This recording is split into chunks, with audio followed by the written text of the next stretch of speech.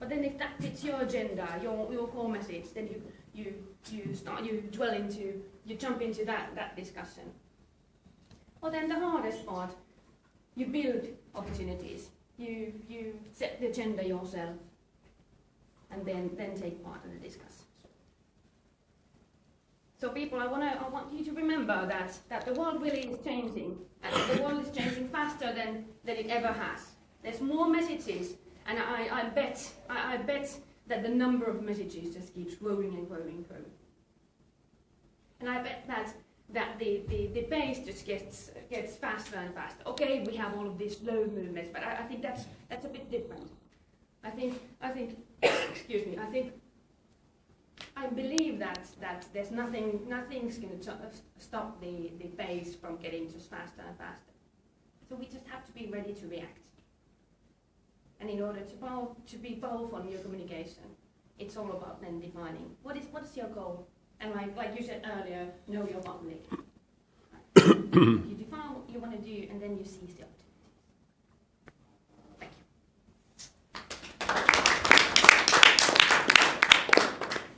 Any questions? Now we have some time for open discussion about this topic. So if you have questions, you can ask. No. Well. No. No.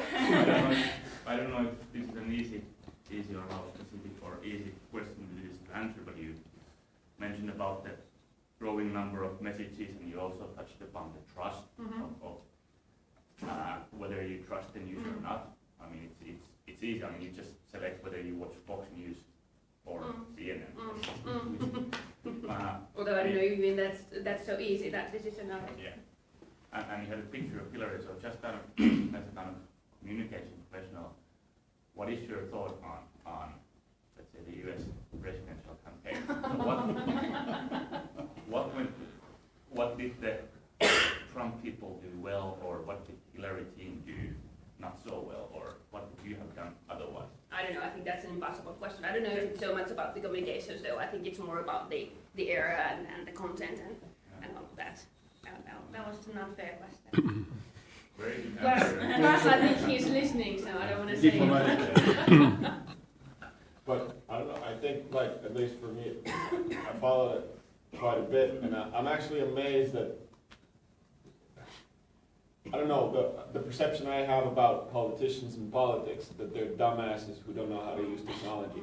And in both of those campaigns, actually, technology was used to a very big extent. Analysis, optimization online, figuring out messages, what fake news, how to publish it. So, and a lot of that stuff came at the end of the campaigns. Right. And I think it was because you were talking about creating opportunity, and yeah, those fuckers did create some opportunities. And I think Trump, he was very lucky, but he knew his audience. That's true. Yeah. I guess everyone has the wish to be powerful in communication, and then in average it may not go so well. So I guess you have also done a lot of analysis of cases and so forth. Could you elaborate this a little bit? What are the most difficult things that usually go wrong, and why? Well, I think the audience, knowing your audience is one of the key things, obviously. I think sometimes we fall into the trap that we just try to be the loudest, and we choose our messages and then we keep repeating it, despite the fact that it seems like my audience isn't even smiling at all. I'm trying to do what's quite a lobbyero in English, and they just stare at their phones, and then I don't change my reaction. I would say that's like the most common mistake that happens. I think that really is. Yeah, and I think generally it's being, because you're talking about the, defining what your core message is, even on a personal level, a lot of people, for example, I prep a lot of students for, and help them with the presentations during PDP, and especially, I remember 2010, 2009, Steve Jobs was super hot, the iPhone was 2 years out, everyone wanted to be Steve Jobs, and they couldn't even speak fluently English. I mean, in a way, it's a little bit difficult to portray that persona, especially if you're not it. So if you have parole englanti, and use that. That is your opportunity. Be honest with yourself. What it is, what can you convey that people would actually believe it? Because, but it takes a lot of sort of self-criticism, and it's not maybe criticism, but self-awareness, and Right. it's a sort of tough process to do on individual and both on company level, I think. That's true. I mean, choosing what not to do or choosing Yeah. what not to say tends to be much more difficult than choosing what you want to say. Exactly. I mean, if you don't want. I mean, I think there's something inbuilt in us. I don't know. I want to say Finns, but maybe humans. Yeah, I think That you don't want to. I mean, in general, you don't want to be upset anyone, right? I mean, you tend to want to be, so that you don't upset anyone, and then that can harm your communications, because then you're trying to please everybody. I'm trying to please you, and I'm trying to please you, and then the youngsters there, and it's difficult.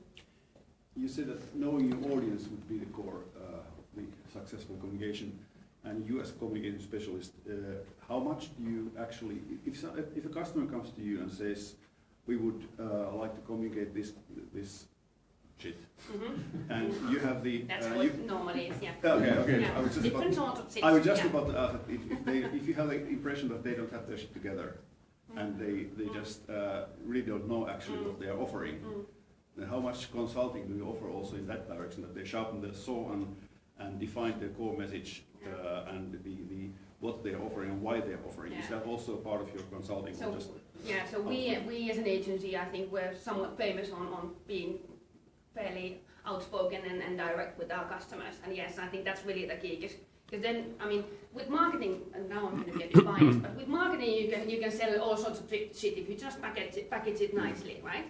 It's much easier, you use fancy pictures and nice sounds and what have you, all of the effects there. But then when we go into on the side of communication, I mean, it has to be truth-based, much more maybe than marketing, because everybody knows that marketing is selling your product. Everybody knows that the shit isn't as pretty or doesn't smell as right as the assets. I'm loving this shit analogy. No way is again. Sorry about that. But then, I brought it in. But then when we go to the side of communication, when it's more about discussing the phenomena around your shit, so then it's much harder to base that on lines. So then it's really about, I mean, especially, at least from our side, then the discussions with the customer tends to start with, do you really mean that? What do you mean with that? From our perspective, your shit doesn't look very nice. Can we do anything? The nutrition? Please, somebody help me out with shit. I have also a question to George regarding the audience and different styles of video. There was this very technical video with what was this cherry tree handle and all kind of white background and just feature. Yeah. Then I think that is the people who already are doing videos and doing that kind of stuff. They are interested in seeing, okay, how does this work? But I think that if you would like to win new audiences, if you would like to have people have a smartphone and never, I can make videos with this kind of, and I can also attach a microphone. So, definitely. and I think those people who would like to be animated in buying or moving to buying something new for the first time, then I think they need a different approach. Right. Yeah, definitely. And I don't know in Quick Starter, for example, which audience is actually more relevant if you choose, because I think the latter one is bigger audience. I think you can. Potentially. I think, to be honest, I think you can't neglect both. In the beginning, of course, you got to make choices as a company, because if you need to make money, it means you need to make X amount of sales, and if it's a smaller risk, it's just directly contact the people that you sort of know are going to buy, then maybe the demo video is better. But then I see this with a lot of, because I mean, filmmaking has exploded since 2008 because of specific technological changes. So now we can pretty much, anyone can make cinematic, whatever the hell that means, but we can make cinematic looking imagery. And there's like so much tech stuff. And if you look at, for example, a lot of the Chinese manufacturers, I mean, in 6 months they copy pretty much everything. And they're actually getting pretty good. They have websites, they have demo videos, you know, they have review videos. So they already have that thing in common. But then a lot of the Western companies are actually going with this thought leadership management ideology. So they actually create a lot of content that is inspiring, that shows filmmakers with the process and stuff. And that's sort of to inspire, that it both teaches and inspires. It's very educational and inspirational. And that way you sort of set yourself apart by being some kind of, you know, Kessler Crane always puts out the best material about how to make adventure films, you know, or the, you know, and then you look at the guys who make them, they use Kessler products. So you're like, if I go Kessler, you know, it's a safe environment to be in. So, yeah, I think both, and you need, that's why you need to have a strategy in the long term in terms of how do you communicate, because you have to show. And also, by knowing your audience, sometimes you're not selling, like I always try to tell this to people, look, sometimes you're not selling to the user, sometimes you're selling to a decision maker, and the user is a different entity. So figure out, even though they all are on construction, you know, are they the construction worker, are they the manager, or are they the safety inspector? Because all three of them would probably require that. I think about one word, and it's interactivity. That's powerful communication. Most of us have very little money, and too little, and we have not money to reach everyone. So we have to create a chain reaction, to say something with small money that affects that people will start to discuss about it. Right. And sometimes it can be so that your audience is the Finnish people, but as a matter of fact, you speak first to the media to get them create that reaction, Right. and the media, old and new media, they do so behave so that when one finds some person or some idea, so after within 2 weeks everyone has made the same. And that's the one thing that is very important in creating powerful communication and results. I agree.